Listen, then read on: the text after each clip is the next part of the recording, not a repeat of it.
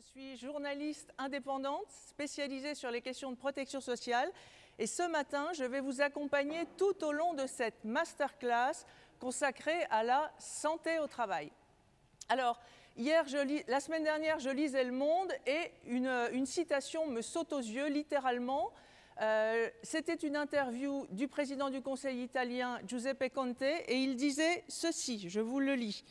La santé est un objectif fondamental. Si on ne la protège pas, l'économie elle-même s'effondre. C'est bien la question actuellement. Tous les gouvernements dans le monde entier ont mis la santé publique et la santé au travail au rang des premières priorités. Alors en France, ça fait longtemps qu'on parle de santé au travail, bien sûr. Les partenaires sociaux se sont emparés de ce sujet depuis bien longtemps. Mais Macron, quand il est arrivé au pouvoir, le jeune président a décidé de mettre la santé au travail dans l'arène. Et donc, dès décembre 2018, tout au début du quinquennat, le Premier ministre d'alors, Édouard Philippe, commande un rapport à la députée LREM du Nord, Charlotte Lecocq, un rapport évidemment sur la santé au travail. Charlotte Lecocq fait son travail et elle lui rend son rapport en fin août 2018, donc il y a un peu plus de 2 ans. Qu'est-ce qui se passe depuis? Eh bien, pas grand-chose. Pourquoi pas grand-chose? Parce que ce rapport est pas tout à fait consensuel. Sur le constat, tout le monde est d'accord. La santé au travail en France, c'est compliqué. Il y a différents organismes qui dépendent de différents ministères, qui dépendent des partenaires sociaux. Enfin bref, sur le terrain, tous ces organismes se marchent sur les pieds. Il y a des doublons. Le système de santé au travail est absolument illisible et de fait, il est inefficace. Les chefs d'entreprise, on en entendra un tout à l'heure, ne s'y retrouvent pas et le gouvernement veut une réforme. Ça, c'est le constat. Là, pour le coup, tout le monde est d'accord. En revanche, sur les solutions qui sont préconisées, Charlotte Lecocq va loin. Elle propose une semi-étatisation du système avec un guichet unique pour l'entrepreneur qui irait voir ce guichet. Et là, on réunit tous les organismes qui répondent à l'entrepreneur. Donc ça passe pas très bien, et du côté de la Sécu, et du côté des partenaires sociaux, etc. Du coup, le dossier est presque abandonné. Et puis, il advient, eh bien, ce qu'on sait tous, la crise sanitaire, et cette crise sanitaire remet la santé au travail au devant de la scène. Pourquoi? Eh bien, tout simplement parce que mi-mai, au moment du déconfinement, 158 députés LREM, dont la fameuse Charlotte Lecocq, reprennent le flambeau et signent une tribune dans le JDD où ils demandent une grande réforme de la santé au travail. À ce moment-là, évidemment, gouvernement et partenaires sociaux se disent « Tiens, ça serait peut-être bon de remettre le métier sur l'ouvrage ». Et donc, ils se remettent à la tâche. Le gouvernement donne une feuille de route aux partenaires sociaux très claire. Il leur dit « Vous allez négocier ». Je veux une nouvelle gouvernance, je veux un nouveau financement, je veux plus de prévention dans la santé au travail. Et voilà, et il dit essayez de vous mettre d'accord. Donc les partenaires sociaux sont actuellement en train de négocier tout ça. Il y a encore pas mal de réunions en novembre et ils doivent terminer leurs travaux fin décembre. S'ils se mettent d'accord, imaginons qu'ils signent un accord national interprofessionnel, c'est ce qu'on appelle les ANI, les fameux ANI. Eh bien ça serait un bon signal parce que les ANI en général sont récupérés par la loi ensuite, ils deviennent loi. Et ça devient la grande loi santé au travail. Cette grande loi, pour le moment, évidemment, tant qu'on ne sait pas ce qu'il advient des négociations des partenaires sociaux, n'est pas inscrite à l'agenda parlementaire, mais elle devrait l'être en 2021, juste avant les élections présidentielles. Ça sera un bon signal pour le gouvernement. Alors, pourquoi est-ce qu'il faut réformer cet écosystème de la santé au travail? Je viens de le dire, c'est trop compliqué, c'est illisible, c'est inefficace. Mais il y a aussi un certain nombre de signaux qui sont vraiment au rouge. Ces signaux, c'est quoi? C'est d'abord le poids dans les dépenses de santé françaises des arrêts de travail. Jusqu'alors, chaque année, les dépenses de la Sécu en termes d'arrêt maladie progressaient, bon an, mal an, comme les dépenses de santé de 2 à 3% l'an. Et puis, depuis la moitié des années 2010, eh bien, il y a des pics. Des pics, pourquoi? Eh bien parce que la réforme des retraites a eu un effet sur la Sécu. Pourquoi? Parce qu'en 2010, rappelez-vous, la loi retraite bouge l'âge légal de la retraite et le passe de 60 à 62 ans. Conséquence, eh bien, il y a évidemment plus de salariés âgés au travail et ces salariés un peu plus âgés ont plus d'arrêts de travail et des arrêts évidemment plus longs. Donc c'est plus coûteux pour le système de santé français. Donc là, on est à un moment où chaque année, le taux de progression des dépenses liées à ces arrêts de travail progresse de plus de 4%. En 2019, on était à 4,8%, ce qui est vraiment très important. Et alors, je ne vous dis pas ce qui se passe en 2020. Là, c'est abyssal, puisqu'évidemment, il y a tous les arrêts de travail liés au Covid. Là, on serait approximativement à 20% de hausse des dépenses liées aux arrêts de travail. Alors, si on enlève la crise sanitaire et si on regarde ce qui se passe avant, eh bien, 2020, ce n'était pas bon non plus. En janvier, on avait une hausse des dépenses toujours liées à ces arrêts de travail de 7,1%. Et sur les 3 premiers mois de l'année, 8,2%. Donc, vous le voyez, c'est trop. Il faut faire quelque chose, il faut agir sur ce voyant-là. Il y a un deuxième voyant qui est au rouge, c'est celui des risques psychosociaux. Alors là, pour le coup, il y a une étude Malakoff Humanis de 2019 où il apparaît clairement que les risques psychosociaux sont pour 18% des arrêts de travail. Et c'est même 24% des arrêts de travail longs, donc des arrêts de travail de plus d'1 mois. Avec la crise, évidemment, ça aussi, les chiffres sont abyssaux. Alors, j'ai commencé mon propos liminaire en vous parlant du Monde et de Giuseppe Conte. On a fait un petit tour par le JDD avec les 158 députés LREM. Je voudrais terminer avec les Échos, où Thomas Seigner, le directeur général de Malakoff Humanis, a fait une tribune début octobre.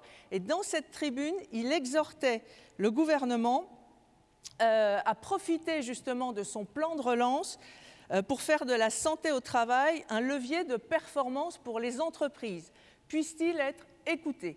Voilà, écoutez, j'ai fait un tour, un panorama assez complet de ce qu'est aujourd'hui l'écosystème de la santé au travail. Je vous propose tout de suite de passer la parole à Anne-Sophie Godon, qui est la directrice innovation du groupe Malakoff Humanis et qui va vous livrer les enseignements d'une étude exclusive du groupe Malakoff Humanis sur la santé au travail à l'heure du Covid. Anne-Sophie, c'est à vous. Merci, merci Mireille. Donc effectivement, une dizaine de minutes maintenant pour vous présenter donc, les résultats de cette enquête qui a donc été menée entre mi-juin et mi-juillet auprès de 3500 salariés du secteur privé et qui les a questionnés sur ce que la crise, ce que la Covid avait changé dans leur vie de tous les jours et dans leur travail. Alors évidemment, en 10 minutes, je n'ai pas le temps d'aller dans tous les détails, donc j'ai choisi de vous présenter 6 des enseignements qui me paraissaient les plus importants.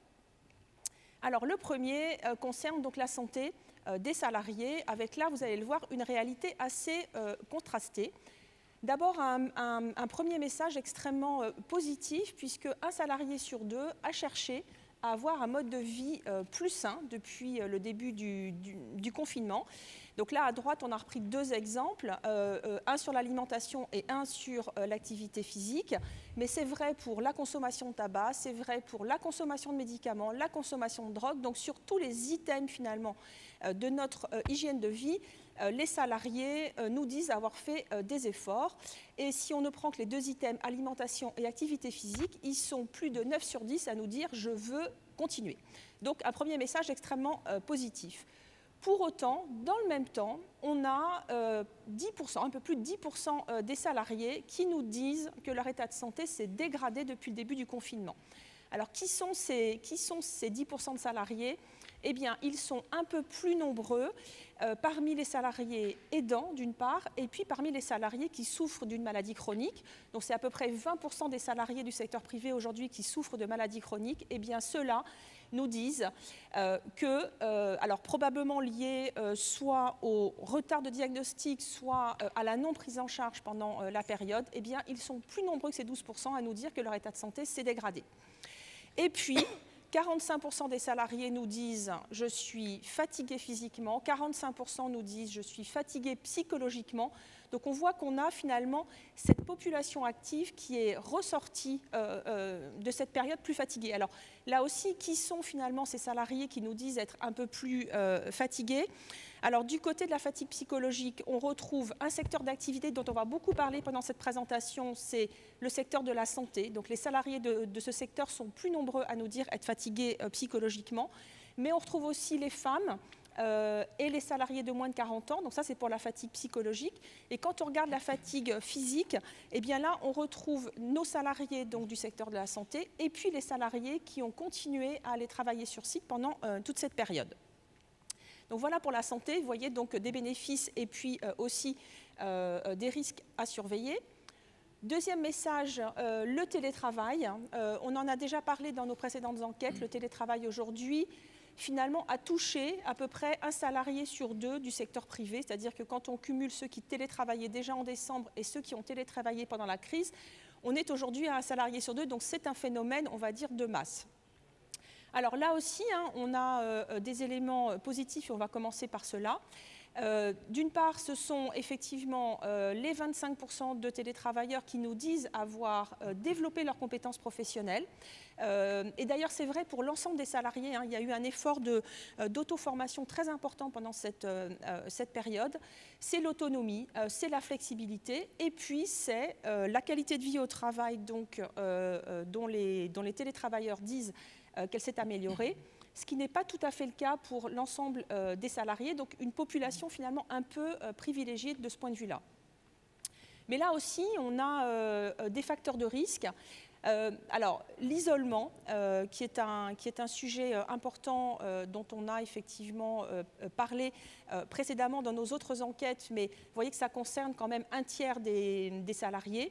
Cette question aussi de l'empiètement de la vie pro sur la vie perso et finalement cette question de l'imbrication de l'un dans l'autre qui fait qu'on a beaucoup plus de mal à séparer à la fois physiquement mais aussi psychologiquement, enfin plutôt physiquement et temporellement donc les deux espaces vie pro et puis vie perso.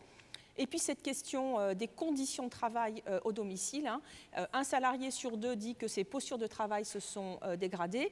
Et on a aussi un salarié sur deux qui nous dit ne pas avoir d'espace ni de bureau pour pouvoir télétravailler. Donc une attention particulière à porter sur ces conditions de travail à domicile. Alors Mireille tout à l'heure parlait des risques psychosociaux. On a vu aussi que c'était un facteur important d'absentéisme en 2019 et en 2020 au plus fort du confinement, puisque c'était le deuxième motif d'arrêt derrière les raisons pour Covid. Donc où en sommes-nous ? Alors là aussi, on a à la fois donc, des facteurs de risque, avec une charge de travail donc, jugée plus intense par les salariés. On a même un peu plus de 20% des salariés qui nous disent avoir finalement une surcharge de travail dans cette période, donc mi-juin, mi-juillet. Des tensions plus importantes au travail, notamment là aussi dans le secteur sanitaire. Et puis, des salariés qui appréhendent de perdre leur emploi, et là aussi un peu plus parmi les ouvriers.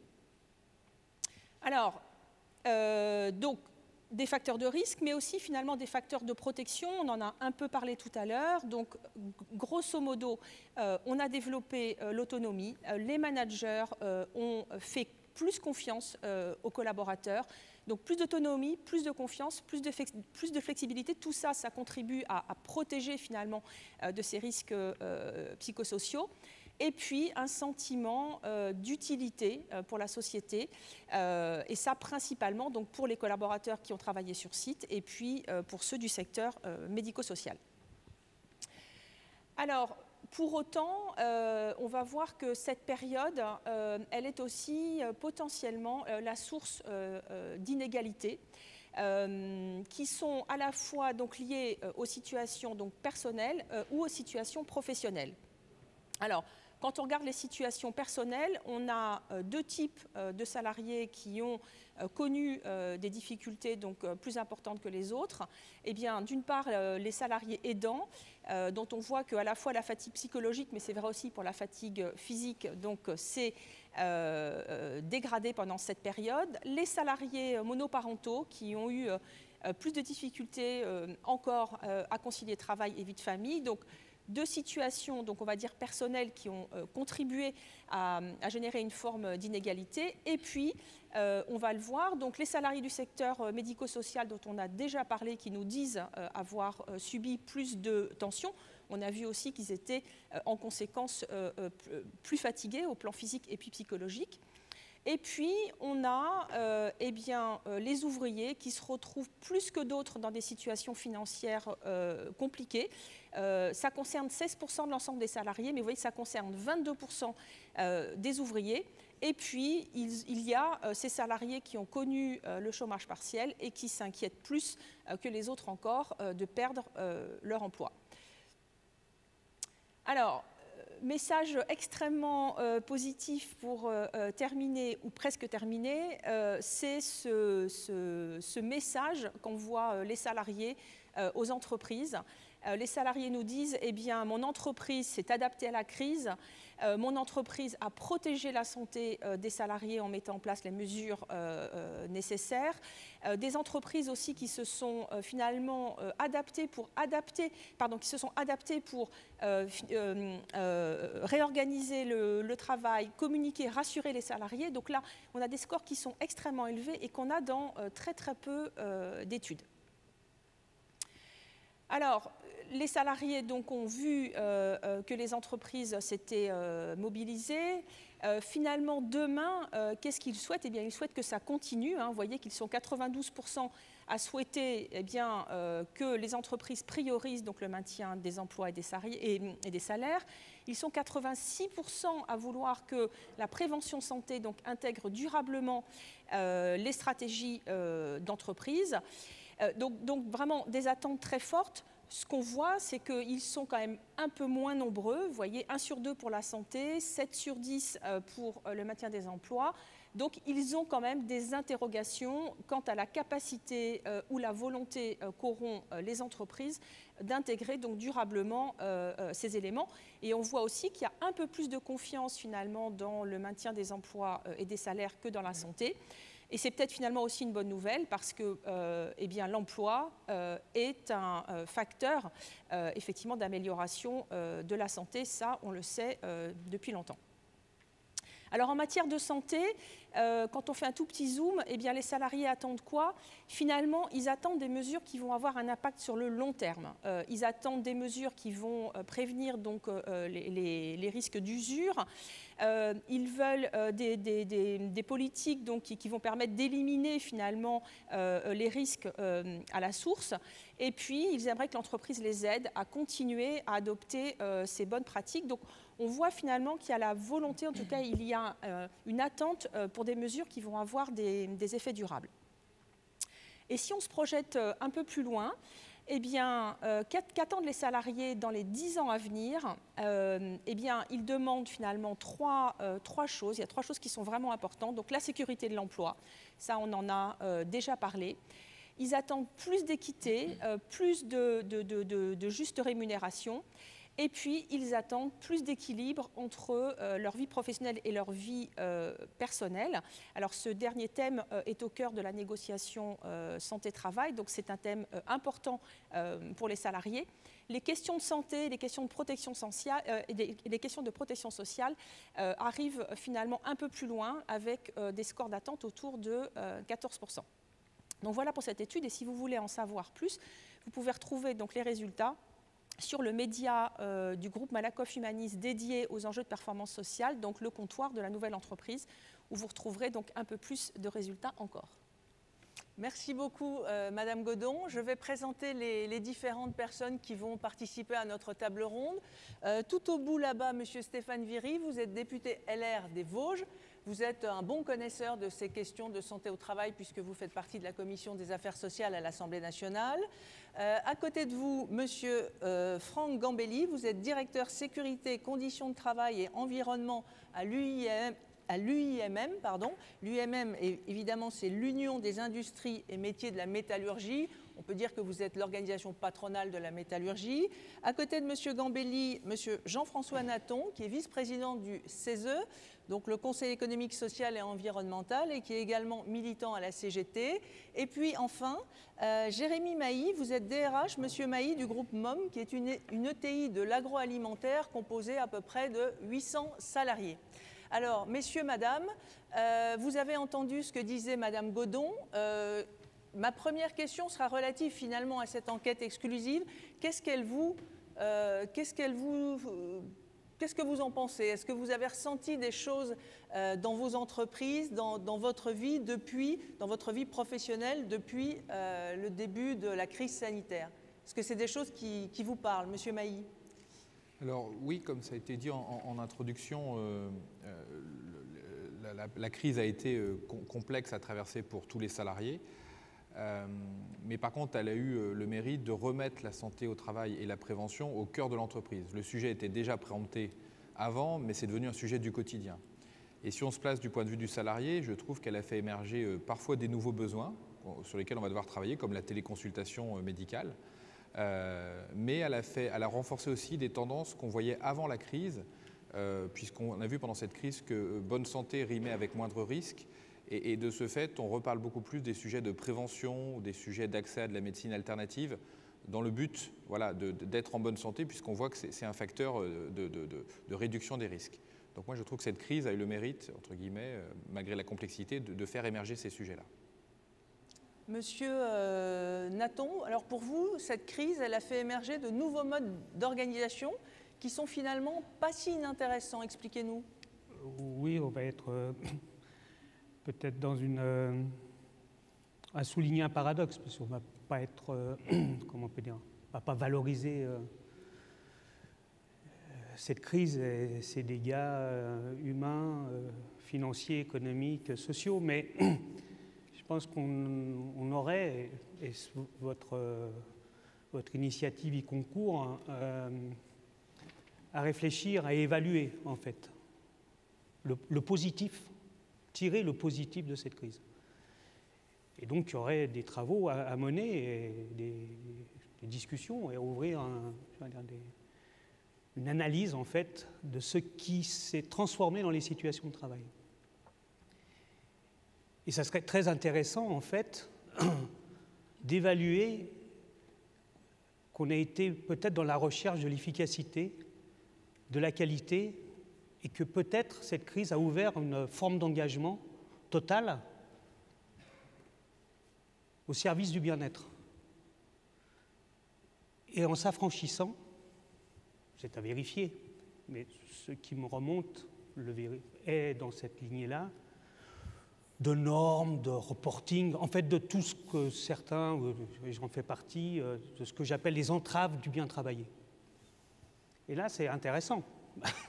Est-ce que ça viendrait peut-être conforter qu'on a besoin de revoir, je vais dire d'une manière radicale, l'organisation du travail à partir du débat sur la qualité du travail, et qu'il y a peut-être à revoir des strates de management, des organisations trop excessives à vouloir tout noter, tout dire, tout faire, tout recalculer, ce qui a déjà été calculé. Bon, voilà. Donc moi, je pense que là, il y a vraiment quelque chose de...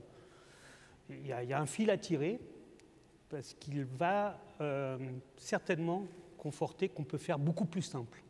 Et on le verra dans le cours de notre matinée. Je pense que le devoir de modestie et de simplicité est appelé. D'accord. Monsieur Gambelli, vous parliez d'une immense solidarité pendant cette crise sanitaire et d'un dialogue social rénové, ce qui rejoint un peu ce que disait Monsieur Nathan. Est-ce que vous pouvez nous en dire un peu plus? Oui, c'est une expérience très singulière que cette crise.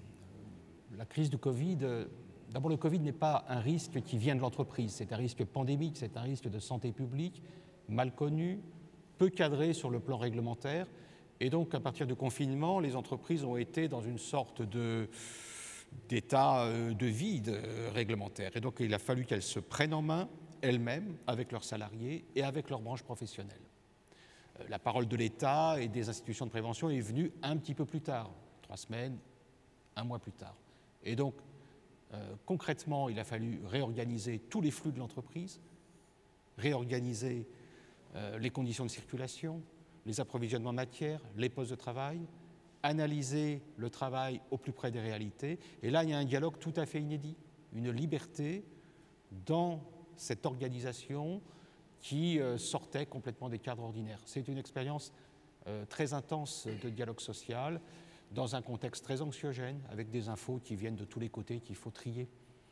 Vous dites tous les trois finalement que la crise sanitaire a fait émerger de nouveaux modes de décision et d'organisation au sein de l'entreprise. On entend à travers ce que vous dites que vous aimeriez que certaines pratiques soient pérennisées. Il y a une négociation actuellement des partenaires sociaux en matière de santé au travail, j'en parlais tout à l'heure. Qu'est-ce qu'il faudrait conserver, ce fil à tirer, qu'est-ce qu'il faudrait conserver dans cette négociation-là, qu'est-ce qu'il faudrait en sortir ? Je ne sais pas qui veut réagir. Monsieur Mailly. Oui, je pense que si on prend un peu de recul, je pense qu'il y a quelques enseignements à tirer au niveau, en tout cas, de l'entreprise, puisque c'est comme ça que moi je l'ai vécu. Déjà, il y a eu très peu, ou voire pas du tout, de posture idéologique dans les discussions avec tous les partenaires autour de la table, y compris l'entreprise. Donc ça, on voit quand même que ça aide à avancer. On était concentré sur assez peu de sujets et donc très focus. Et ensuite, on était dans la recherche de solutions plus que dans des analyses juridiques. Donc on a passé beaucoup plus de temps à trouver des solutions sur le terrain qu'à faire des analyses. Et c'est vrai que l'idée qui a été évoquée en introduction dans ce domaine de la santé au travail, qui est relativement complexe quand on se place au niveau d'une petite entreprise, le fait d'avoir un jour un interlocuteur unique est forcément une idée séduisante, pour nous en tout cas. Donc l'interlocuteur unique, c'était effectivement la proposition de Charlotte Lecoq dans le fameux rapport qu'elle a fait sur la santé au travail, je le rappelle. Et c'est vrai que pour vous, entreprise, vous dites que ça serait peut-être, enfin c'est à étudier, mais en tout cas que ça serait un peu plus simple. En tout cas, on est toujours ravis de simplification sur des sujets qui sont relativement complexes, ça c'est certain. Monsieur Nathan, qu'est-ce que vous pensez de tout ça ? Vous dites, vous, que la crise a aussi révélé les faiblesses du système actuel. Racontez-nous.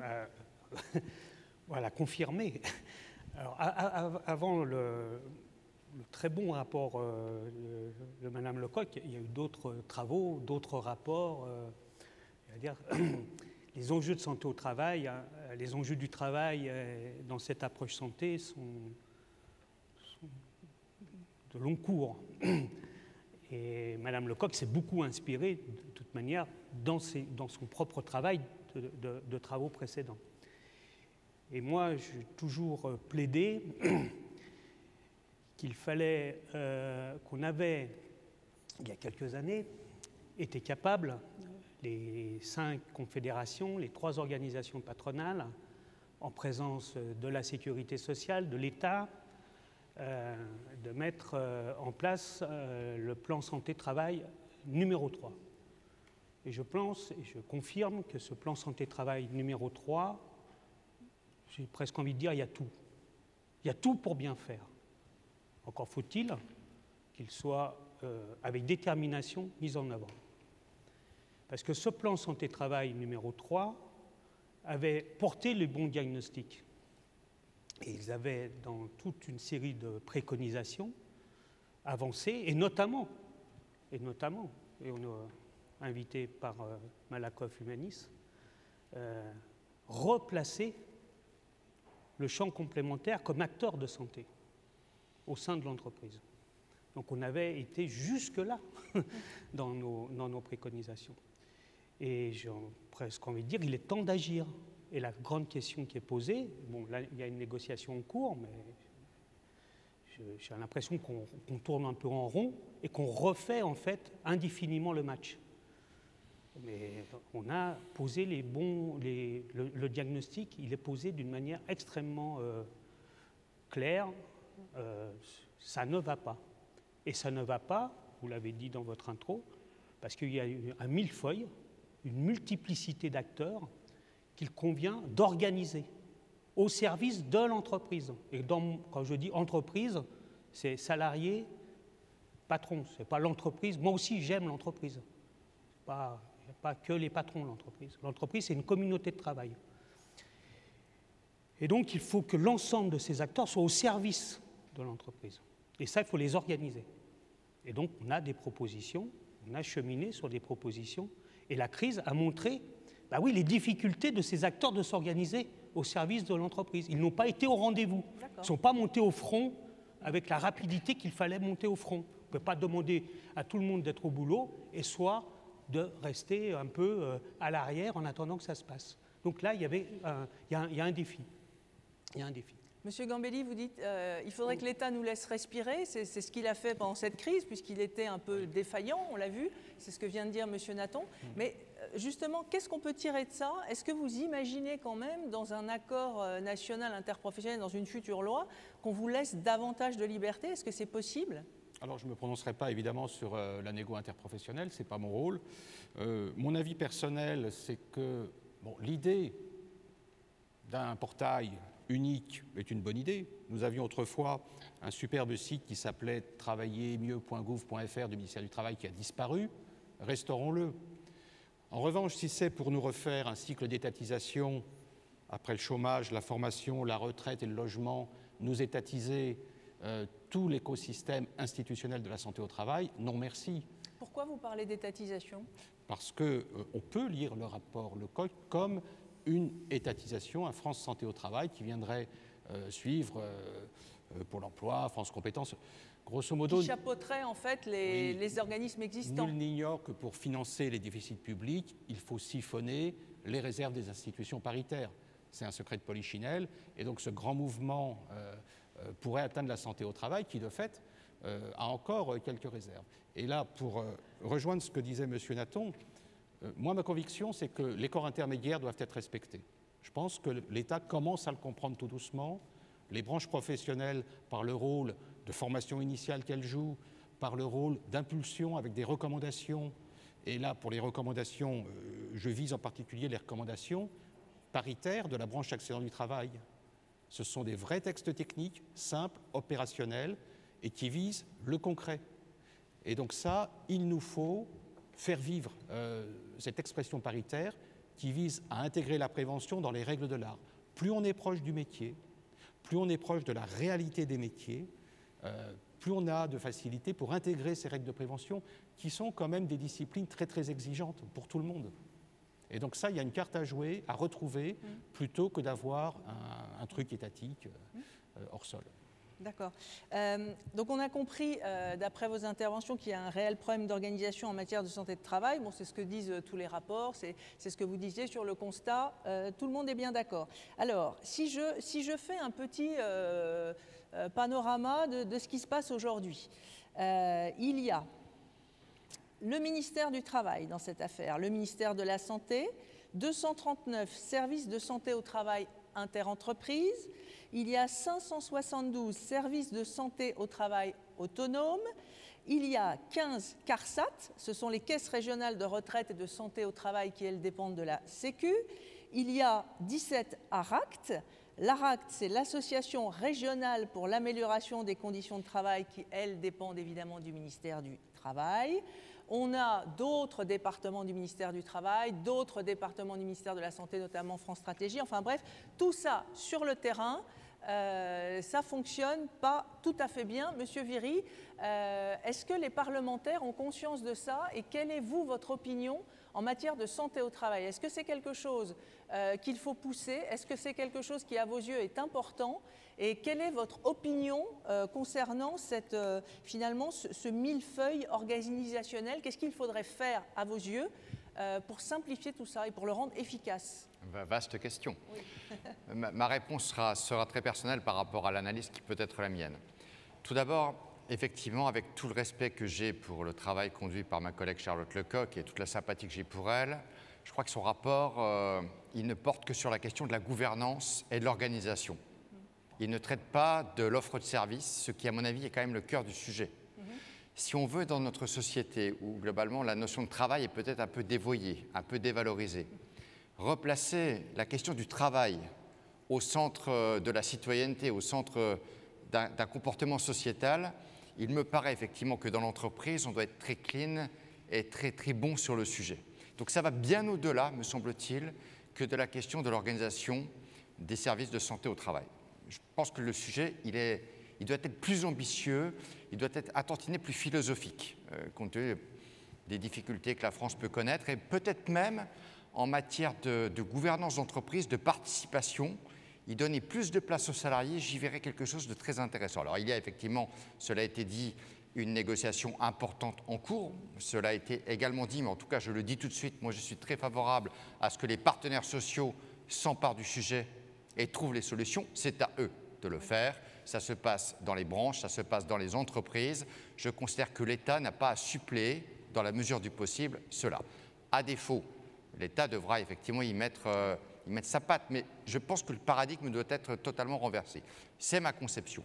Mais ma conception, vous l'avez compris, c'est de grâce, ne portons pas uniquement un regard sur des questions d'intendance, de gouvernance. Pour moi, le sujet, il est tout autre. Vous avez évoqué cette première vague épidémique au printemps dernier. On a constaté ici et là des carences dans les réponses à apporter aux entreprises. On a constaté effectivement qu'avec le développement du télétravail, de nouveaux risques se présentaient pour certains salariés. Donc manifestement, le sujet, il est sur la table. Et le sujet, il dépasse simplement la question de la santé au travail. Moi, je rejoins bien volontiers ce qu'a dit le vice-président du CESE. Ne parlons pas simplement de santé au travail. Parlons de bien-être au travail. Si on veut effectivement que les ressources humaines soient un élément de compétitivité, faisons en sorte que les hommes et les femmes qui sont dans un état de production, dans le cadre d'un rapport de subordination de droit du travail, soient épanouis pour tenter de tirer l'entreprise vers le haut. Voilà, donc en quelques mots, mon point de vue, il est que le sujet il est sur la table. Il n'est pas évident parce que le rapport Lecoq, il a été déposé en 2018. Août 2018. Si d'aventure le gouvernement avait eu l'idée d'embarquer tout de suite quelque chose, à mon avis, on aurait déjà légiféré dessus. Le gouvernement a souhaité que l'IGAS intervienne également sur la question avec ce rapport de février 2020. Bon, là, on est effectivement en phase d'un dernier trimestre 2020 de discussion. Il semblerait que nous ayons à légiférer en 2021. Moi, j'y suis prêt, à la condition, j'insiste, qu'on ne parle pas uniquement de l'intendance et de l'organisation, parce que pour moi, on passerait à côté. Ça ne serait pas une réforme, on parlerait d'un sujet, on aurait peut-être une loi slogan, mais qui serait à mon avis une loi pas à la hauteur des enjeux du XXIe siècle pour notre pays. Merci, Monsieur Viry. Monsieur Mailly, vous êtes finalement l'utilisateur de tous ces services. On parle d'offres de services défaillantes. Qu'est-ce qu'il vous faudrait, vous, entreprise, concrètement, pour vous faciliter la vie?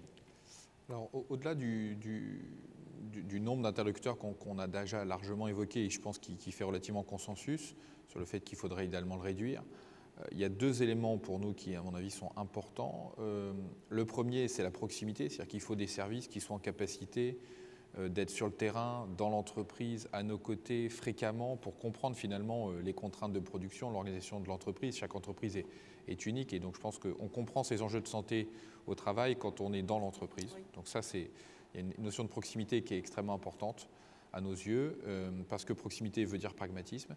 Et puis, je pense que toutes les entreprises de taille petite ou intermédiaire n'ont pas forcément toutes les compétences. Donc on a aussi besoin d'interlocuteurs qui vont nous apporter de la compétence, du conseil, sur des sujets qui sont complexes. Donc voilà, donc moi je pense que si on a moins d'interlocuteurs avec plus de proximité et des gens qui sont capables de traduire tout le travail qui est fait au niveau national ou dans les branches dans des actions pratico-pratiques dans l'entreprise pour des gens finalement qui n'ont pas forcément ni les ressources ni les compétences, à mon avis ça fera avancer le sujet. Oui. Donc Charlotte Lecoq, dans son fameux rapport, parlait effectivement d'un guichet unique. Monsieur Danaton, vous avez l'air, cette porte d'entrée unique, finalement, ça vous convient, non? Oui, parce que, en fait, Madame Lecoq a repris des éléments. D'accord, voilà, pardon. C'est tout un processus, on pourrait dire, historique. Alors qu'on fait un peu ancien combattant, mais moi j'aime à rappeler qu'on a déjà, et vous avez tout à fait raison, monsieur le député, si on se concentre que sur les services de santé au travail, on a tout faux. Mais il n'empêche que c'est aussi autour de ce sujet qu'on est en difficulté, en fait, pour aller au bout du processus de transformation du système. 2010, autour de Xavier Bertrand, on y était presque. Et on a, au dernier moment, on n'a pas été au bout de la logique de transformation du système. Repenser le système, c'est revoir l'ensemble des acteurs et oui, les faire converger sur un objectif. Et on est en difficulté pour faire pour aller au bout de ce chemin de transformation. Oui. Alors oui, on peut être dans une logique de guichet unique. Je ne suis pas dans la logique du grand tout. Mais dans tous nos écrits de ces presque 20 dernières années, moi j'ai toujours privilégié le choix de la sécurité sociale comme un des acteurs qui devait fédérer en lui, autour de lui, l'ensemble. Donc là, ce que vous dites finalement, c'est que vous, ce rôle majeur, vous aimeriez qu'il soit porté par la sécurité sociale. Parce que l'incarnation de la sécurité sociale et de sa branche accident du travail, maladie professionnelle, ce sont les partenaires sociaux. Oui, parce qu'il faut préciser quelque chose, effectivement. L'une des branches de la sécurité sociale, ce sont ces accidents et ces maladies professionnelles. Mais les arrêts de travail dont on parlait tout à l'heure, ça dépend d'une autre branche, c'est la branche maladie. Donc la branche maladie et ses arrêts de travail sont gérés, eux, par l'assurance maladie et pas par la branche accident du travail. Mais la branche accident du travail et maladie professionnelle est intégrée au sein de l'assurance maladie. Et on est dans une vision sécurité sociale. Parce que les enjeux de la vieillesse, les enjeux de la retraite, c'est les enjeux du bien vieillir. Et il n'y a pas de bien vieillir sans bien travailler. Donc tout ça est un ensemble. C'est de prendre en compte l'humain dans sa globalité. Et qui mieux que la sécurité sociale est dans cette dimension-là? Qui mieux que le champ complémentaire et la sécurité sociale sommes dans cette communauté d'intérêt de donner du bien-être et de la santé au monde du travail. Et donc là, il y a quelque chose à réinventer autour de cela. Ça peut passer, alors, moi j'avais une expression qui vaut ce qu'elle vaut, c'est et pourquoi pas des maisons du travail et de la santé dans les bassins de vie, dans les bassins d'emploi, qui soient le lieu où se matérialise l'ensemble des acteurs au service de l'entreprise. C'est une des raisons pour lesquelles moi je conçois effectivement un petit peu cette idée de guichet unique. C'est devenu peut-être, mais ça va beaucoup plus loin que le guichet unique. C'est une question du pilotage, du système. Et qu'il faille un pilotage politique beaucoup plus établi, beaucoup plus fort, c'est pour moi une évidence absolue. Ah, et j'ajouterais que dans mon analyse, ce pilotage, il doit embarquer les travailleurs qui ne sont pas salariés. Oui. Parce qu'actuellement, dans notre façon de faire et de protéger en France, les systèmes de santé au travail concernent les salariés. Rien pour les artisans, rien pour les commerçants, rien pour les chefs d'entreprise, rien pour les professions libérales. Et un certain nombre d'agents du service public ne sont pas forcément également bien accompagnés. Si d'aventure on souhaitait effectivement reposer un système, il faut qu'il soit universel. Là, pour moi, c'est aussi une deuxième ambition que l'on doit avoir. Est-ce que vous avez le sentiment, justement, en tant que député, que ce dossier, finalement, de la santé au travail, il est porté politiquement? Parce qu'on le sait bien, pour que quelque chose fonctionne, il faut que ce soit incarné au plus haut niveau de l'État. Est-ce que vous avez le sentiment que cette fois, on est bon? Sincèrement, non. Non? Je le dis sincèrement non et sans volonté d'avoir des propos polémiques. Je pense qu'il faut que la question soit traitée dans le cadre de ce quinquennat. Il faut faire un truc. Le temps passe, il faudra donc légiférer en 2021. On fera tout pour que ça ait de la gueule et puis que ça soit à la hauteur des enjeux du XXIe siècle. Mais en l'état, je sens pas cela. Je sens pas cela. Monsieur Nathan, vous vouliez intervenir? C'est le travail qui n'est pas incarné. Le travail, c'est-à-dire? Le travail, pour ce qu'il est, pour sa valeur, son sens et sa finalité. Il n'est pas incarné parce que on m'explique que ce n'est pas porteur politiquement, c'est compliqué. Mais tant qu'on n'a pas, un président du travail qui incarne le travail, on ne s'en sortira pas. Ce n'est pas un sous-produit, le travail, c'est l'essentiel. Et l'essentiel dans ce pays, il n'est pas au rendez-vous. Mais depuis plusieurs générations de présidents. Et donc on a là un vrai défi, là je vous rejoins, c'est de remettre le travail au centre de la politique. Et tant que le travail ne sera pas au centre de la politique, eh ben on sera dans du bidouillage, on sera dans du cosmétique. Et on n'en peut plus. Parce que c'est la crise du travail. Et donc il nous faut nous attaquer au travail, pour ce qu'il est. Anne-Sophie Godon, alors dans ce millefeuille qu'on vient de décrire, ce qui se passe en région, il y a aussi les groupes de protection sociale dont vous êtes, parce que pour certaines entreprises, vous êtes mutuelle santé, donc vous intervenez aussi sur cette santé au travail. Qu'est-ce que vous percevez de ce millefeuille finalement, et est-ce que l'idée effectivement d'un guichet unique vous paraît cohérente? Enfin, comment vous imaginez ça de votre fenêtre? Alors, D'abord, je voudrais corriger peut-être ce que vous venez de dire, c'est qu'on est au moins autant concerné par la prévoyance que par la santé. C'est vrai que quand on entend santé-travail, automatiquement, on pense complémentaire santé, et donc on se dit, mais finalement, qu'est-ce que Malakoff Humanis a à faire là-dedans ?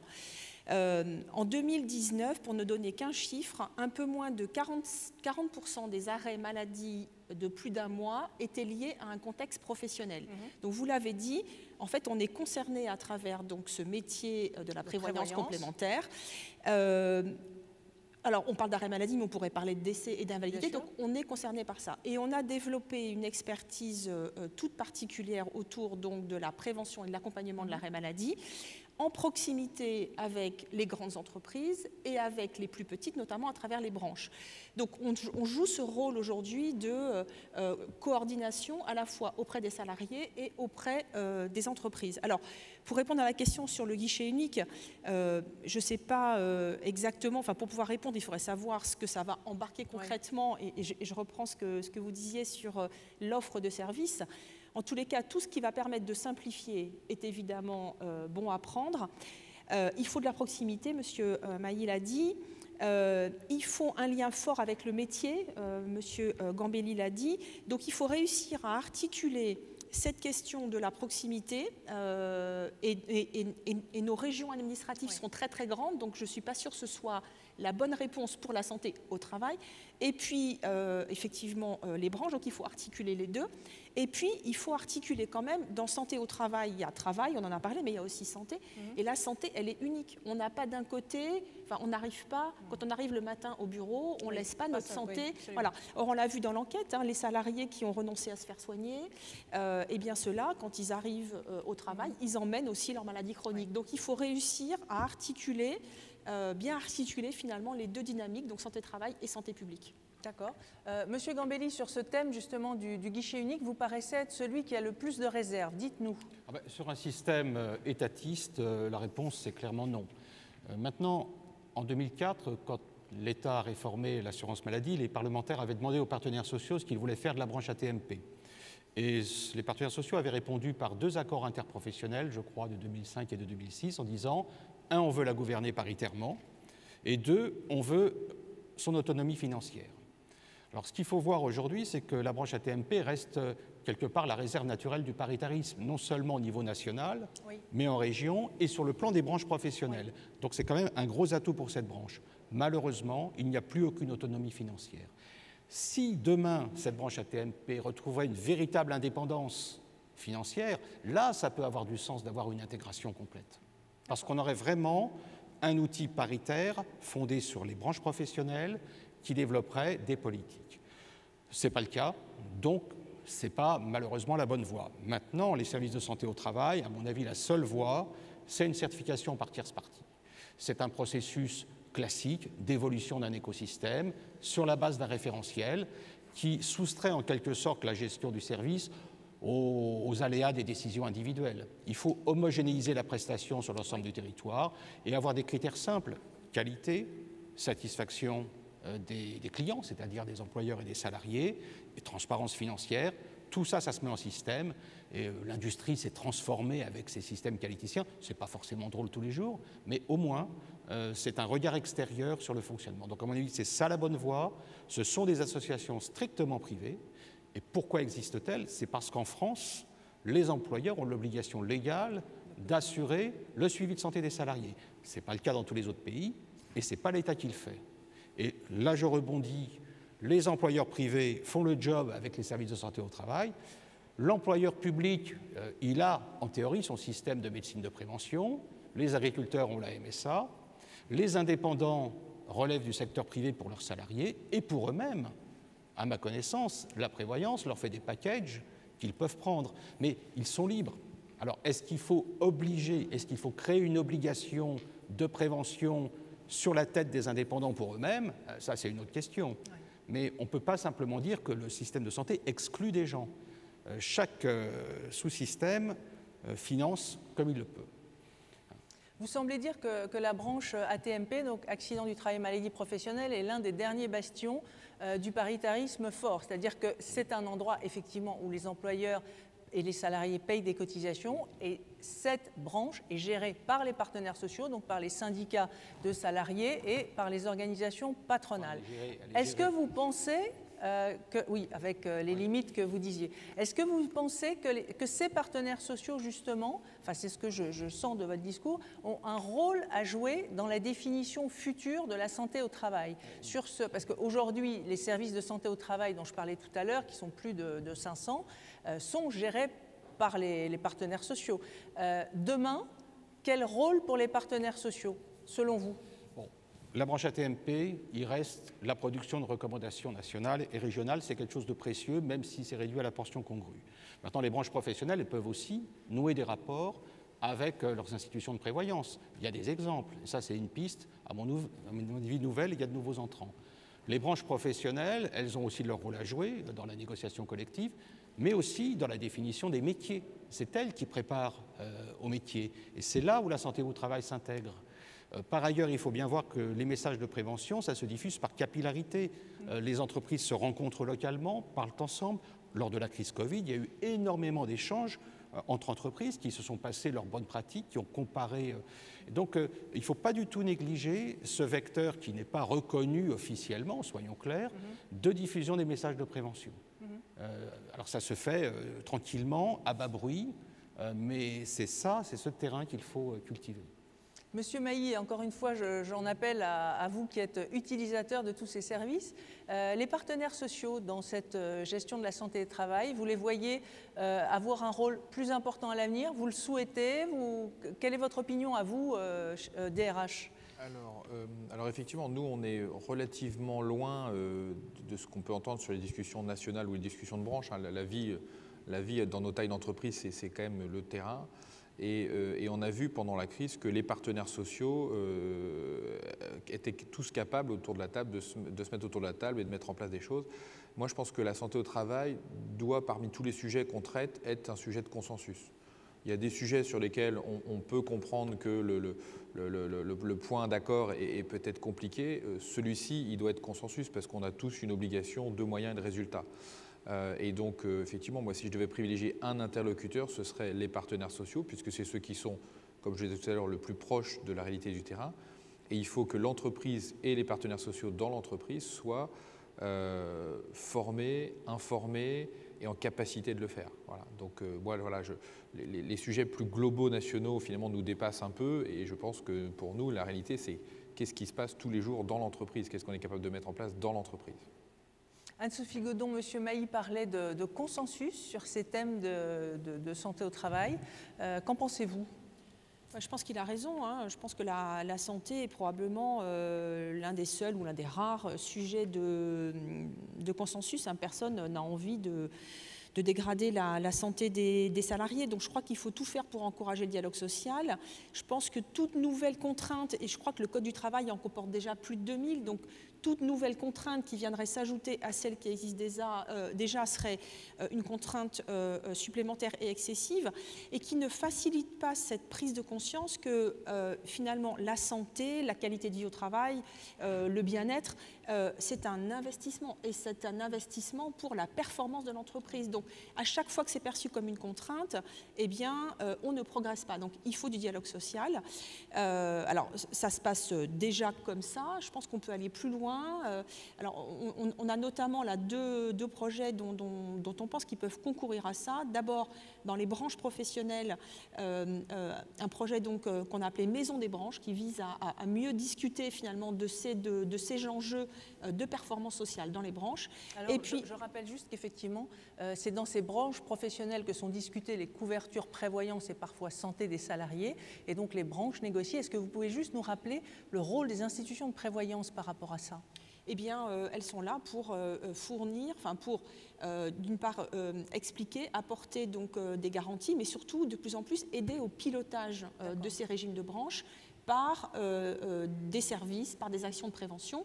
Et il faut rappeler aussi donc l'existence du haut degré de solidarité qui permet la mutualisation d'un certain nombre de services en matière de santé et de social, donc en complément des garanties. Et donc ça, c'est en fait, c'est une partie de la cotisation que verse l'employeur pour le régime de protection sociale, c'est le fameux 2%, qui est mis dans, une petite caisse. Exactement. Et ça c'est dédié effectivement à la prévention. Et c'est vous, ce sont les organisations, les institutions de prévoyance qui pilotent ces actions de prévention aujourd'hui. Alors, vous avez dit quelque chose qu'il faut effectivement peut-être repréciser, c'est qu'en matière de santé comme en matière de prévoyance, la cotisation est partagée par l'employeur et les salariés. Donc en plus de cette question du consensus finalement autour de la santé, tout le monde a à y gagner, parce que quand on parle de prévoyance, si la sinistralité en matière d'arrêt maladie ou en matière de décès augmente, eh bien ça se traduit par un surcoût qui va être partagé par l'entreprise et par les salariés. Donc finalement, cette prise en charge duale des garanties à la fois prévoyance et santé, elle garantit aussi, en tout cas elle permet peut-être un dialogue entre toutes les parties prenantes et des intérêts partagés. D'accord. Monsieur Nathan, sur cette question de la place des partenaires sociaux, vous devez quand même avoir quelque chose à nous dire. Alors moi, je préfère le mot on s'est retrouvés sur des objectifs communs, oui. On s'est rassemblés et on a su le faire par le passé. Donc l'enjeu, c'est de rester dans cette dynamique au service du bien commun. On l'a tellement bien fait que le PST3 en est l'illustration. Peut-être que je fais redondant, le plan santé au travail numéro 3. Il a été validé par 5 confédérations et 3 organisations patronales et adoubé par la sécurité sociale, l'État, les indépendants qui étaient présents autour de la table, la MSA qui était présente autour de la table. Donc c'est un bien commun. Moi, ce qui m'a toujours interrogé, c'est la difficulté de la mise en œuvre en fait, de ce qu'on décide. Donc il y a bien quelque chose qui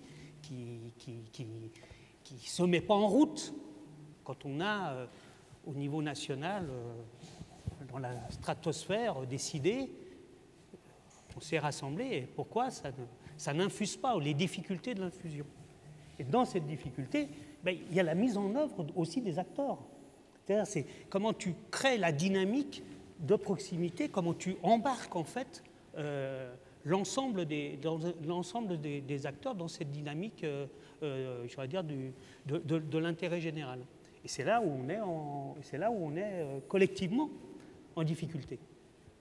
Parce que peut-être on revient sur des postures, on revient dans une culture, je vais dire, d'affrontement a priori, alors que tout nous indique que c'est à partir de la réalité du travail, à partir de la recherche, je vais dire, des enjeux de qualité, d'efficacité, que l'on peut et que l'on doit ouvrir le dialogue. Mais ça impose certainement une réflexion sur ce qu'on pourrait signifier la démocratie au travail. C'est-à-dire comment, au sein de l'entreprise, est mis en débat le travail.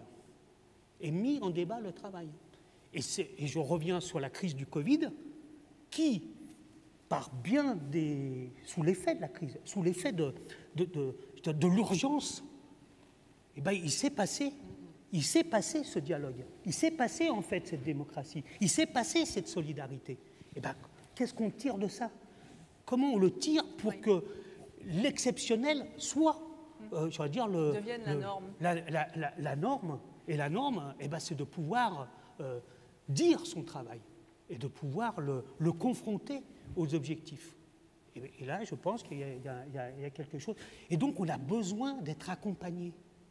Et c'est là où l'efficacité de l'ensemble de cette galaxie d'acteurs est questionnée. Comment vous accompagner? Comment vous aider? Et donc, comment vous comprenez aussi ce que nous sommes? Et donc là, il y a quelque chose à travailler. Monsieur Viry, pour le politique que vous êtes, le rôle des partenaires sociaux dans cette question de santé au travail vous paraît important, ou est-ce que vous pensez qu'il vaut mieux passer par d'autres canaux? Enfin, quelle est votre opinion? Non, moi je vous l'ai dit il y a un instant. Pour moi, effectivement, La finalité, c'est la production de l'entreprise, que ce soit en bien ou en service. Et ça a été dit tout à l'heure, la performance de l'entreprise. Pour que l'entreprise soit performante, il faut que ses salariés soient bien, il faut que leur santé soit optimum. Donc ça doit se faire au plus près des réalités du terrain. Ça doit se faire au cœur même de l'entreprise ou des branches. Donc à charge, soit au niveau de la branche, aux partenaires sociaux, de trouver les réponses et les solutions. Si ça peut descendre au plus près du terrain, j'y suis très favorable. Je ne vois pas la solution d'un décret, d'une solution normative qui serait imposée du dessus. Je pense totalement le contraire. D'accord. Donc on parle toujours de ce millefeuille là, administratif, organisationnel, etc. Vous disiez, Monsieur Mailly, qu'effectivement, quand un salarié arrive dans l'entreprise, il prend sa santé avec lui. Donc sa santé personnelle est aussi finalement, même s'il y a des limites, mais malgré tout, c'est difficile de voir où sont les limites, c'est aussi quelque chose d'important. Quel est, selon vous, le rôle du médecin de ville, donc du médecin traitant, j'allais dire, du salarié quand il arrive? Est-ce qu'on peut imaginer une collaboration plus grande entre le médecin traitant, la médecine du travail? Qu'est-ce qu'on peut imaginer pour organiser mieux et pour rendre plus efficace justement cette galaxie d'intervenants sur ce chantier? Alors, ce qui est sûr, effectivement, c'est que la frontière est toujours un peu poreuse entre santé au travail et santé publique, santé personnelle. Et d'ailleurs, le Covid en est un exemple flagrant, puisque finalement, dans le Covid, on nous a parlé de personnes fragiles, on nous a parlé dans les règles à mettre en place d'IMC élevés, d'hypertension, de personnes qui avaient des maladies graves, qui sont des données auxquelles l'entreprise n'a pas accès, dont elle ne doit pas avoir accès. Il n'y a pas de débat. Mais ce qui est sûr, c'est qu'il faut que les instances de santé au travail qui coordonnent au-dessus de l'entreprise ou à côté de l'entreprise puissent certainement être capables, demain, et on parlait de la sécurité sociale, qui est certainement un bon interlocuteur, de faire ce lien entre santé privée et publique et la santé au travail, puisque sur des sujets de sécurité, quand on parle de gens qui travaillent en hauteur ou de produits chimiques, là, l'entreprise peut le gérer seule, il n'y a pas de sujet. Par contre, quand on parle de la santé, et le Covid est l'exemple, là, c'est plus compliqué. Donc il faut trouver un interlocuteur qui est capable de faire ce lien et de travailler des deux côtés de la frontière. Monsieur Viry, je crois que c'est vous qui appeliez de vos voeux justement une meilleure coordination entre le médecin traitant et la médecine du travail. Oui, avec un double postulat. Le premier postulat, il est un peu rationnel, c'est qu'on a un problème d'offre médicale dans ce pays, une démographie médicale avec un manque de médecins. Donc il faut bien, à un instant donné, pour une période de 10 ans, le temps que les nouveaux médecins se forment, trouver la solution. La deuxième raison, c'est que moi, je considère que la médecine du travail est un élément du parcours de soins du salarié. Et je plaide effectivement pour qu'il y ait un rapprochement avec, on va appeler ça, avec la médecine de ville, qu'il y ait un décloisonnement. Nous avons désormais un outil technique, le dossier médical partagé, qui reste à parfaire. Mais nous avons à tout le moins désormais cet élément technique qui permet au corps médical d'avoir accès à des données par rapport aux mêmes patients. Cherchons à explorer cette voie. Et peut-être, parce qu'actuellement, je crois qu'en France, il y a à peu près 4500 médecins du travail, on sait que ça manque un peu. Et on sait par ailleurs que ça manque de médecins de ville, notamment à la campagne. Donc moi, je considère effectivement que dans le cadre de la réforme, il conviendrait d'ouvrir cette voie-là, peut-être à titre expérimental ici ou là, peut-être sur la base du volontariat, peut-être avec du conventionnement, mais décloisonnons autant que possible, dans l'intérêt d'ailleurs du patient. Oui.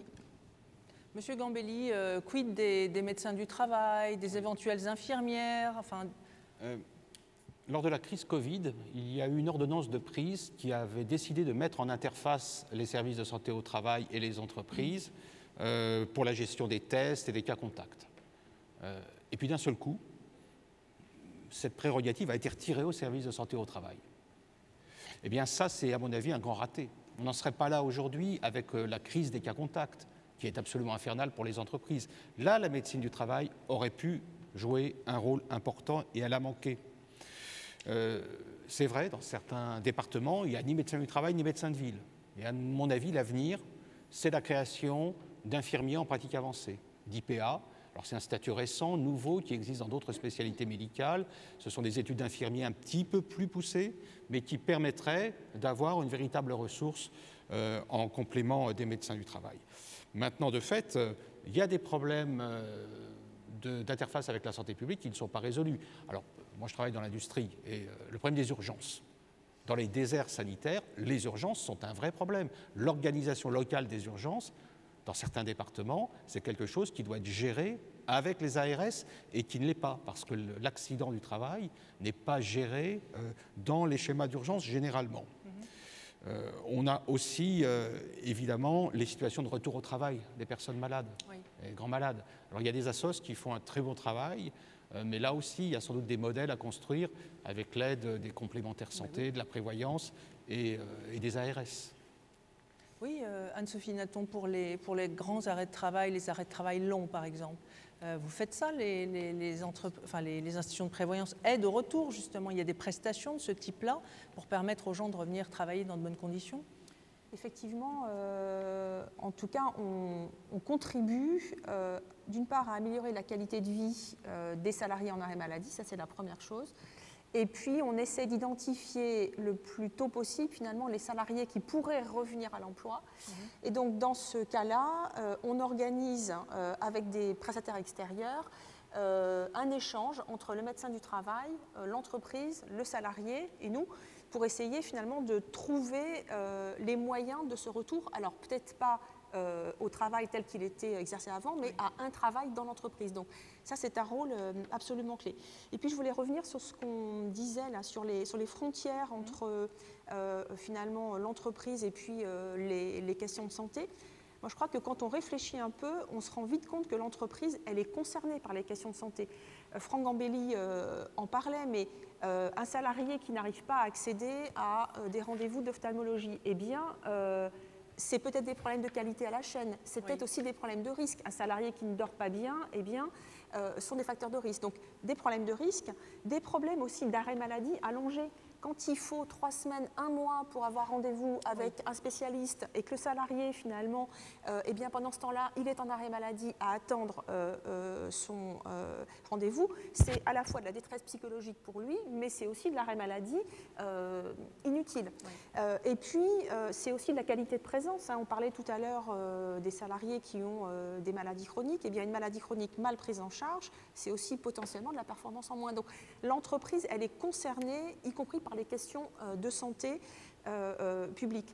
Et on parlait des données, mais je pense que Franck Gambelli y reviendra. Moi, je pense que le digital, et notamment la télémédecine, est peut-être une chance. Oui. C'est-à-dire que moi, je suis frappée qu'aujourd'hui, la télémédecine, notamment en matière de santé au travail, ne soit pas plus développée. Oui. Donc, je pense qu'il faut aussi tirer parti, finalement, de la technologie pour créer cette proximité à chaque fois que ce sera rendu possible. Monsieur Natton, sur cette frontière santé publique et santé au travail, qu'est-ce qui serait bon d'améliorer? Moi, je suis pour l'abolition des frontières. L'abolition des frontières, oui. Okay. Oui. Je suis pour penser global. Et donc, oui, il y a du spécifique travail. Il faut travailler le travail. Mais l'enjeu de santé doit être global. Et les enjeux environnementaux sont posés d'une manière terrible. C'est la prochaine. Et plusieurs rapports du Conseil économique, social et environnemental ont travaillé cette question. Et notamment en mettant, j'ai envie de dire, en réflexion, ce qu'on appelle le concept d'exposome. C'est-à-dire les expositions tout au long de la vie qui vont concourir à une pathologie. Et donc, il y a bien un chemin de vie qu'on doit organiser pour tenir compte de l'ensemble des expositions et concourir à cette politique de prévention. Mais qui dit politique de prévention? Et là encore, la crise du Covid est là pour nous alerter. Franck Gambelli l'a très, très fortement illustré. L'entreprise est envahie par un risque qui n'est pas le sien, mais qu'elle doit tenir. Et donc, il y a bien une révolution à entreprendre dans la conception même de l'organisation et de la pensée. Vous avez parlé de philosophie, oui, c'est la philosophie pensée sur les enjeux de santé sont d'organiser cette réflexion globale. Alors, ça ne doit pas nous amener à remplacer la médecine du travail par la médecine de ville. De toute manière, on est en crise partout. On subit 40 ans de maîtrise des dépenses de santé. Le système s'est effondré sous l'effet de 40 années de politique de maîtrise des dépenses de santé. Là aussi, révolution dans la tête des politiques qui nous ont amenés dans cette situation d'impasse. Et donc, il y a le renversement, c'est aussi plus de moyens, plus de formation, et de revoir le périmètre des métiers du soin et de la santé. Là aussi, il faut qu'on se mette, qu'on travaille. Est-ce qu'on a besoin de 10, 15 ans d'études? Est-ce qu'on peut avoir des pratiques avancées qui permettent, une plus grande efficacité au service du monde du travail? Donc là, il y a une... Alors là aussi, on a déjà travaillé ces questions, soit en négociation, soit, moi, je vous invite tous à mieux prendre en compte les rapports du Conseil économique et social et environnemental, parce qu'ils, d'une manière très fine, ils sont dans des préconisations qui mériteraient d'être mis dans le débat, dans le débat public. Vous soulignez tous l'importance des actions de prévention en matière de santé, c'est sûr, mais en matière de santé au travail, c'est certain. Qui pour former les entreprises à la prévention et surtout pour les aider à mettre les actions de prévention en œuvre sur le terrain? Monsieur Nathan, comment on fait ça? Oui, il faut aider, il faut accompagner. Je bouge trop. Vous êtes un troublion. Je le remets tout seul.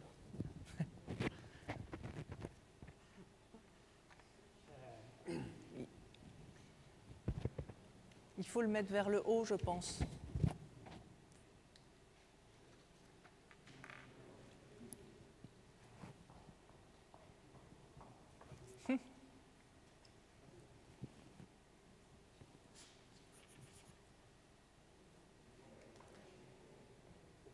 Monsieur Gambelli, bon, le temps que Monsieur Nathan reprenne ses esprits, qu'est-ce que vous pensez, vous, qui pourrait aider les entreprises et qui pourrait mettre concrètement, qui pourrait aider concrètement les entreprises à faire de la prévention, qui est absolument essentielle? En premier lieu, pour la formation. Alors, plusieurs aspects pour la formation. Premièrement, alors, la formation de qui? Alors, la formation initiale, alors de qui?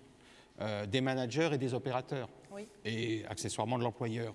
Ça, clairement, les branches qui ont des spécialités techniques délivrent des CQP ou des diplômes d'ingénieurs. Donc ça, à mon avis, c'est le job de la branche d'intégrer en formation initiale, aussi bien pour les managers que pour les opérateurs, en fonction des spécialités professionnelles, avec des parcours et des CQP.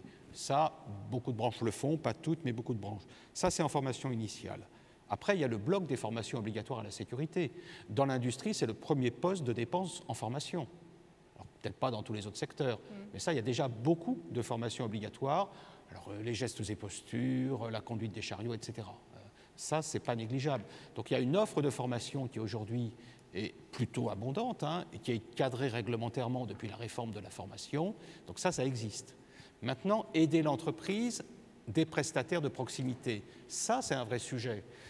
Des préventeurs, on appelle ça des préventeurs.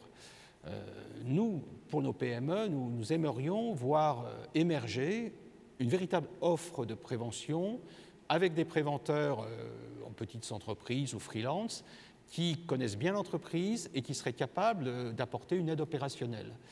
Ce marché n'existe pas beaucoup, il faut être franc, parce que le système institutionnel a quand même une tendance à l'oligopole, voire au monopole. Donc vous êtes en train de nous dire que dans le millefeuille, il faut mettre une nouvelle couche, ou est-ce qu'il y a quelqu'un dans le millefeuille qui pourrait... Alors, théoriquement, les services de santé au travail, si demain on les certifie, ils assureront un socle minimum de prestations. La fiche d'entreprise, c'est le basique de chez basique, c'est-à-dire faire une mini-analyse de risque. C'est le minimum qu'on puisse exiger. Mais ils n'arriveront pas à satisfaire à l'énormité de la demande. Donc il y a quand même l'émergence d'un marché. Alors il y a des grands acteurs sur le marché de la prévention, de très très gros acteurs, qui sont les grands contrôleurs techniques, des cabinets, des consultants. Mais pour le tissu des PME, ce qui serait souhaitable, c'est de susciter des vocations de préventeurs, de personnes qui ont travaillé pendant longtemps en entreprise, qui se mettent à leur compte et qui viennent aider les petites boîtes, mutualiser les ressources. Alors nous, dans la métallurgie, c'est ce que nous faisons avec nos chambres de la métallurgie, où nous avons des structures où on mutualise des préventeurs qui tournent d'entreprise en entreprise. C'est ce marché-là qu'il faudrait susciter, des gens concrets, qui connaissent les boîtes et qui ont du métier et qui comprennent les mentalités des secteurs professionnels. C'est très important de pénétrer dans un secteur en connaissant ses codes, ses traditions, ses contraintes, et pas quelqu'un de parachuté. Bien sûr. Monsieur Natton, qui pour la prévention? Alors, qui pour aider au plus près des entreprises et effectivement surtout des petites, parce que c'est elles qui, en général, ont le plus de difficultés à avoir accès à ce genre de service et qui n'ont pas toujours les moyens de le financer. Dans la logique qui parcourt notre entretien, il y a cette proximité, cette guichet unique, maison du travail et de la santé. Mais comment, dans un territoire, dans un bassin, on va avoir une offre de service, pour employer les mots, qui puisse être au service de l'entreprise. Et donc oui, il y a des enjeux de mutualisation, mais je fais redondant, mais c'est l'esprit du PST. C'est comment on mutualise, comment on met ensemble l'ensemble des acteurs au service d'un objectif commun. Si on veut véritablement qu'une culture de prévention soit à l'ordre du jour dans notre pays, et donc là on est véritablement dans une rupture, parce que notre système de santé est basé pour l'essentiel, et c'est là le drame, sur une logique de réparation. Logique de réparation. Et c'est de cela qu'il nous faut oser. C'est passer d'une logique de réparation à une logique de prévention et d'éducation. Éducation à la santé. Pour cela, il nous faut aussi changer notre stratégie de formation. Et donc, il faut former les formateurs à être dans cette stratégie-là. Donner les outils de compréhension de ce qui se joue au travail. D'accord. Et le travail, facteur de bien-être, facteur d'efficacité. Et bien pour cela, il nous faut aussi agir sur ces formations-là, dans la compréhension de ce qu'est une connaissance, une reconnaissance des situations de travail dans une dynamique de bien-être. Monsieur Mailly, vous qui êtes DRH, vous disiez justement que tout ça c'est bien beau, mais qu'avant que ça arrive concrètement dans l'entreprise, ce n'était pas évident. Alors, Dites-nous vos difficultés aujourd'hui d'accéder à cette prévention et comment vous imaginez qu'on pourrait résoudre cette difficulté? En fait, ce qui est sûr, c'est que si on part du point de départ qui a été évoqué, les branches professionnelles qui ont un rôle crucial à jouer, je pense qu'il y a de nombreuses branches en France avec des niveaux de maturité et de ressources disponibles à louer très hétérogènes. Et je pense que la branche qui est présente aujourd'hui lui-même est particulièrement mature et sur le sujet, mais c'est loin d'être le cas de toutes les branches. Oui. Donc il faut forcément inventer la courroie de distribution demain pour aller de ces branches ou du national vers le très local. Et moi je trouve que l'idée effectivement d'avoir des personnes formées, compétentes, capables d'accompagner les entreprises est clé. Ça a été évoqué avec les préventeurs. La question c'est, est-ce que c'est une ressource que l'entreprise doit aller chercher et financer? Et dans ce cas-là, on imagine bien qu'il y a un frein parce que c'est une dépense nouvelle, c'est une action à mener. Ou est-ce que, parce que l'entreprise cotise, l'entreprise et les salariés d'ailleurs cotisent, est-ce que c'est une sorte de droit de tirage, une ressource que je peux aller chercher? Oui. Je pense que la deuxième solution est plus vertueuse. Mais vous, aujourd'hui, est-ce que vous en profitez? On parlait tout à l'heure, vous savez, dans les branches, quand les contrats sont négociés, on a ces fameux 2% dans les contrats complémentaires. Est-ce que vous en profitez aujourd'hui de votre 2%? Vous le voyez concrètement? Nous, on ne voit pas très bien comment ça se concrétise. Non? Non, on ne voit pas très bien. Ok. Voilà. Anne-Sophie Godon, justement, est-ce que vous, groupe de protection sociale, vous ne pourriez pas être cette courroie de transmission? Alors, moi, ou est-ce que vous l'êtes peut-être déjà? Alors, on l'est déjà donc dans les branches dans lesquelles on est présente et dans les entreprises de taille plus importante dans lesquelles on est présente. Je pense que pour faire le lien avec la discussion précédente sur la formation et puis celle-ci, moi je pense qu'il faut faire attention à ce que ces compétences, elles soient internalisées. depuis le début, on dit qu'il faut que les problématiques de santé au travail, elles soient internalisées. Donc, je pense qu'il faut vraiment tout faire pour qu'on forme des gens dans l'entreprise. Ça, c'est la première chose. Et donc, on ait un recours à de l'expertise que dans des cas un peu spécifiques. Ensuite, je pense qu'on est dans des situations très différentes. Hein. Franck Gambelli le disait, dans l'industrie, on a cette culture historique finalement de la prévention. Mais quand on va dans des secteurs dans lesquels les risques sont beaucoup moins visibles, comme ces fameux risques psychosociaux, eh bien, il faut que la santé, elle fasse partie du quotidien des managers, du quotidien des salariés. Donc, il ne faut pas mettre la santé à côté, il faut mettre la santé dans le travail, dans les pratiques managériales.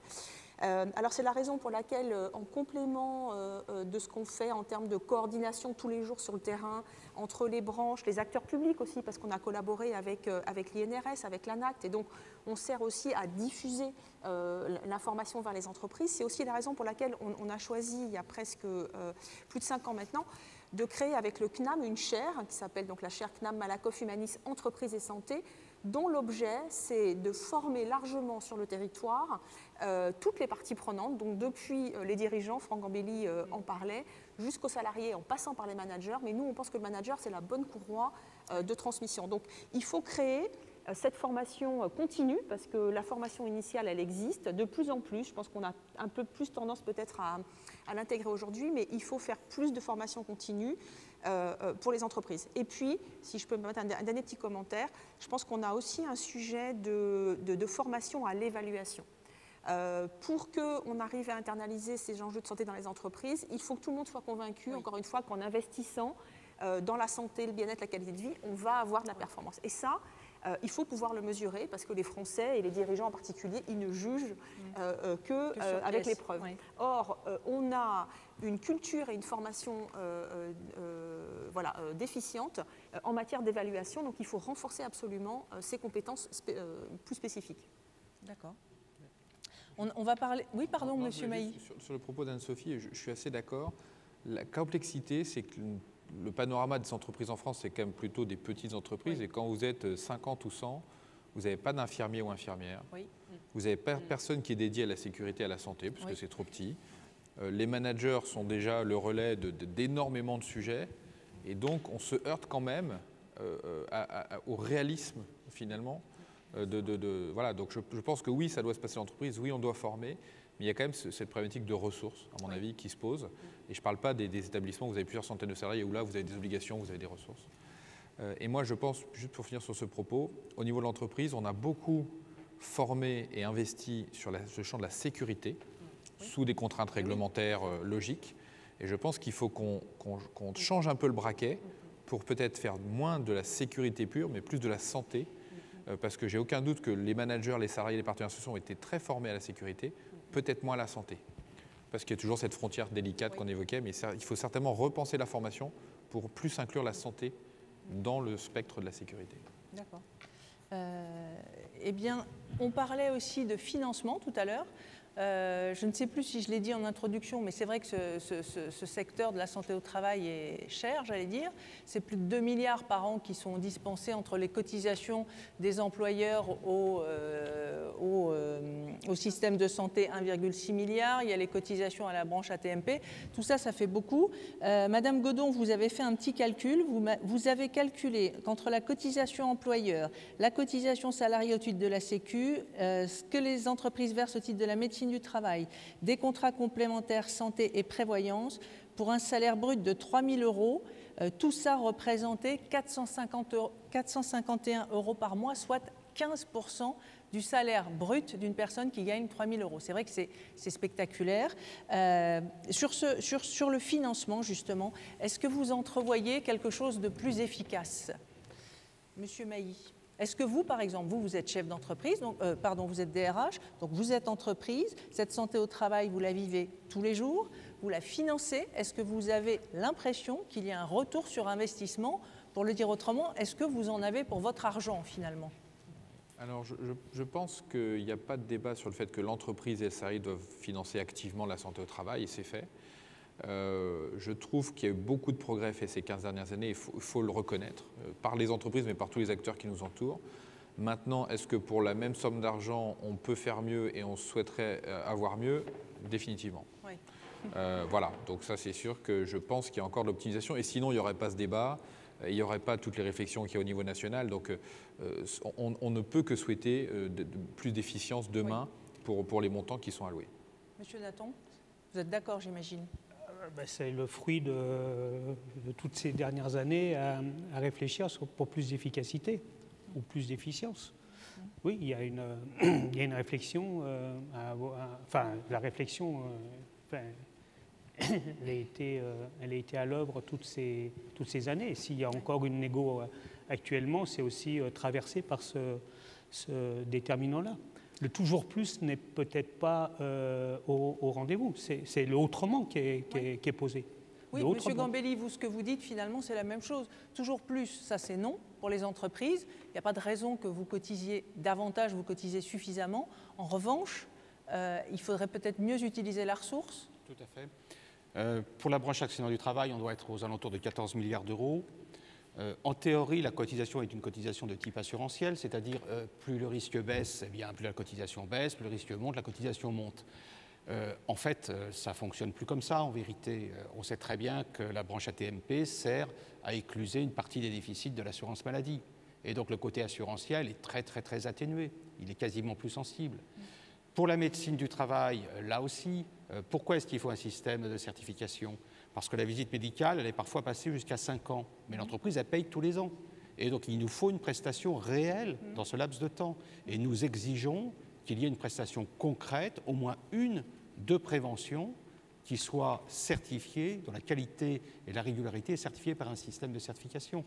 Une fois que cette prestation est rendue, l'entreprise, elle rentre dans son investissement, même si ce n'est pas pile poil, mais au moins, le système mutualiste fonctionne normalement. Ça, il faut restaurer. Alors, parfois c'est fait, localement il peut y avoir un service qui le fait, mais statistiquement au niveau global c'est trop inégal. Donc oui, il faut optimiser ces cotisations pour avoir un retour réel. Monsieur Viry.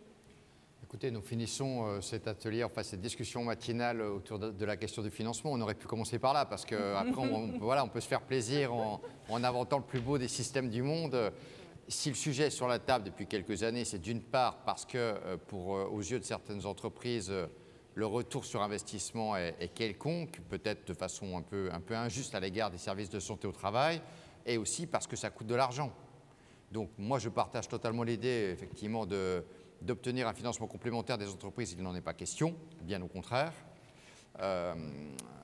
Après, notre système, il était fondé, ça a été dit, sur la réparation. Dès lors qu'on veut en plus y mettre des prestations de prévention, il faudra bien trouver les leviers pour faire cela. Donc, on parle du financement enfin, mais effectivement, tant qu'on ne sait pas ce qu'on veut y mettre, ça sera compliqué de le faire. Est-ce que vous avez le sentiment, tous, que les entreprises ont conscience qu'il y a un intérêt à faire de la santé au travail une priorité? Madame Godon le disait tout à l'heure, certains voudraient qu'on leur donne des chiffres tangibles. Dans le groupe Malakoff Humanis, vous avez un chiffre tangible. Quand il y a des actions de prévention, me semble-t-il, vous disiez que vous enregistriez une baisse de l'absentéisme de 13% sur 5 ans. Il faut évidemment que ces actions soient inscrites au long cours. Et parallèlement, donc baisse de l'absentéisme d'un côté de 13%, de l'autre côté, dans les entreprises qui ne font rien, c'est une hausse de l'absentéisme de 15%. Donc ça fait un gap quand même qui est énorme. Est-ce que ça ne suffit pas à convaincre?